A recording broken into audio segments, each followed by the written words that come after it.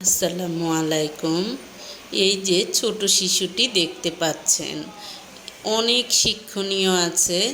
আপনাদের যাদের ছোট সন্তান আছে, কারো সন্তান আছে, কারো নাতি নাতনি আছে, আপনারা অবশ্যই এগুলো খেয়াল করবেন। আপনারা অবশ্যই সচেতন হবেন। কেন বলছি?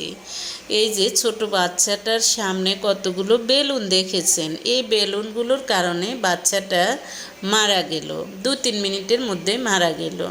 কিভাবে মারা গেল এবার বলি আপনাদের কাছে। যেসব বাচ্চারা হাত দিয়ে ধরতে পারে, ওই সব বাচ্চাদের সামনে কখনো বেলুন রাখবেন না বা যে কোনো ধরনের জিনিস রাখবেন না, কারণ এরা নিয়ে মুখে দিয়ে দেয়। এই যে ছোট বাচ্চাটা দেখলেন, এই ছোট বাচ্চাটা ফ্যামিলির অন্য সদস্যের বার্থডে ছিল, তখন বেলুন ফুলিয়ে ফুলিয়ে ওর সামনে দিল। ও বা অন্য বেলুনও ছিল, না ফুলানো বেলুনও ছিল।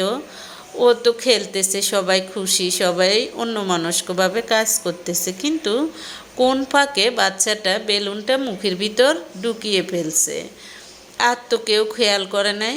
কিছুক্ষণ পর বাচ্চাটা পড়ে যেয়ে শ্বাসকষ্ট হয়, তখন ডাক্তারের কাছে নিয়ে যায়।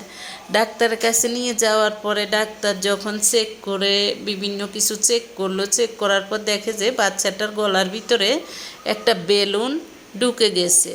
সেই বেলুনটা আলজিহ্বার সাথে পেঁচিয়ে গেছে। এখন বেলুনটাকে অনেক কষ্টে বের করেছে, কিন্তু বাচ্চাটা মারা গেছে।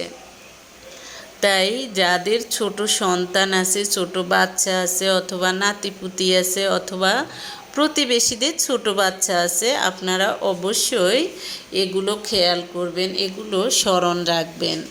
তাহলে বেঁচে যাবে হাজারো লক্ষ ছোট শিশুর প্রাণ।